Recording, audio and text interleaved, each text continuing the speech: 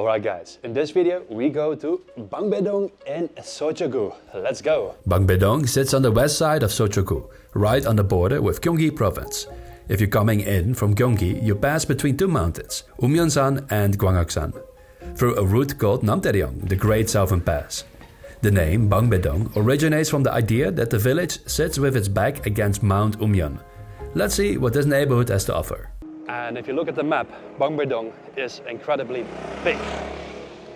It takes almost 1 hour to get from the northern point to the southern point on foot.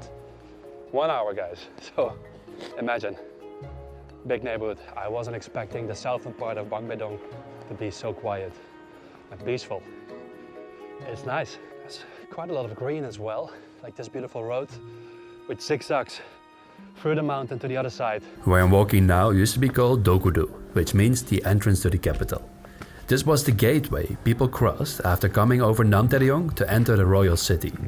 Today is known as Dogomori Pass, a quiet park tucked into all this greenery.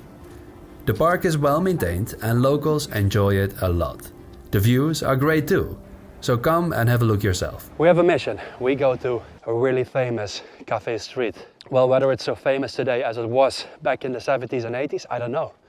But we'll check it out because it has great history. Bangbae has a pleasant atmosphere and the overwhelming sense of urban life isn't so much in your face here. In fact, it feels surprisingly quiet. But I'm on my way to Bangbae Cafe Street, which apparently wasn't so quiet back in the 70s and 80s. Behind me, the Bangbae Cafe sign. This street in the 70s and in the 80s was the place to be for young Koreans. Not Garosu-gil, not Hongdae, not Seongsu, but in the 70s and 80s. This is where the youngsters came to drink coffee for a high price. It was pretty expensive. And also where cafes had the newest stereo music installations. And now it kind of looks like a street, the same as all the other coffee alleys in the city. But it's about the story, guys. It's about the history and what this street meant for the future coffee culture in Korea. Bangbae-dong hosted the Bangbae Cafe Festa this year, and locals came out to enjoy the coffee street together. The slogan was, "The alley is the cafe," a nod to keeping the neighborhood's vibrant past alive. For a day, the whole alley was transformed into one big cafe-like space. This store has been here since 1993, so maybe Sajang remembers how it was. 바글바글. 바글바글? 바글바글 사람들 어깨 부닥칠 정도로 사람 많아서 매니.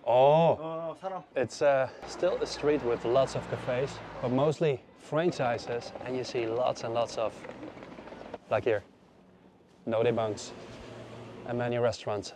In the 1970s, as Gangnam started to develop, a cluster of trendy cafes began to bloom along Bangbae's main road. The pioneer was Rose Forest, followed by chic cafes like James Dean, Figaro and Amadeus. If anyone remembers those days, I'd love to hear your stories. They were packed with fashionable people, but by the 1990s it had all come to an end. Now, another place that has been in Bangbae for hundreds of years will be our final and best stop. It's a tomb. Yes, a tomb with a fascinating story. We go to a place that you wouldn't easily expect in a neighborhood like Bangbae-dong, but it's here and it's real. And for this location, I invited a special guest, historian Ji-hoon. Let's see if he's at the gate already. Good to see you again. Before we actually go in, I really want you to see that hunk of a building right in front of you. Look what it says. Prince Hyoryong. Hyoryong. Yeah, because the family owns the building. No way. Yeah, so that's their headquarters. The brothers, starting with Sejong, the king, who was the younger brother of him. He had one older brother, Yang Young. Between three of them, they produced more than 60 children.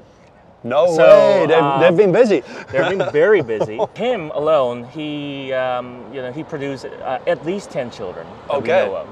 And then they were extremely prolific by themselves. So at this point, the descendants of Prince Hyoryong, the Hyoryong-daegunpa in the Jeonju-i clan, there are roughly about 500,000 people there.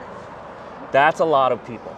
Over here, you have the shrine. That's the plaque to this building, the shrine, Jeongwonsa. This building is quite prominent in the sense that this building was built in the 1700s and it's still standing. It's the original building. They hadn't touched it. Hyoryong-daegun, the prince himself, died almost 500 30 years ago. It's a very rare thing to find a grave and the shrine that is attached to it largely undisturbed. And now it's time to see the man himself. Crown Prince Gyeoryong resting in an undisturbed 15th century grave in the middle of Seoul in Greater Gangnam. So these graves belong to the descendants of the man, and of course our man is all the way up there. over there. Check this out. Awesome. We call him the second son. That's technically not true because he was the fifth to be born. None of the older siblings of him, only one, survived into adulthood. So we call him the second son. You really have to think about how crazy it was because he was born in the late 14th century. I think it was 1396 or something. Yeah, 1396. He died in 1486, meaning he lived to be 90. Which is it's insane for that time. It's insane. Most of the average lifespan of the Joseon person in the 15th century was about 42, 43. Wow, it's a double. Double. He appears to be very carefree person. Carefree in the sense of not having any stress. He was also a very ardent supporter of Buddhism, which is a very odd thing considering that early days of Joseon, especially his father, King Taejong, was a very vehemently anti-Buddhist. His most prominent achievement, so to speak, is the first ever translation of major sutras into vernacular Korean. Again, he's also an early promoter of Hangul, so to speak. I see. Of course, Hangul itself was invented by his younger brother, Sejong. I really enjoyed Bangbae. It has a bit of everything. So if you want to try something new, I really recommend coming to this side of the city. Thanks for watching, and I'll see you in Bangbae. Thank you for watching. Haru.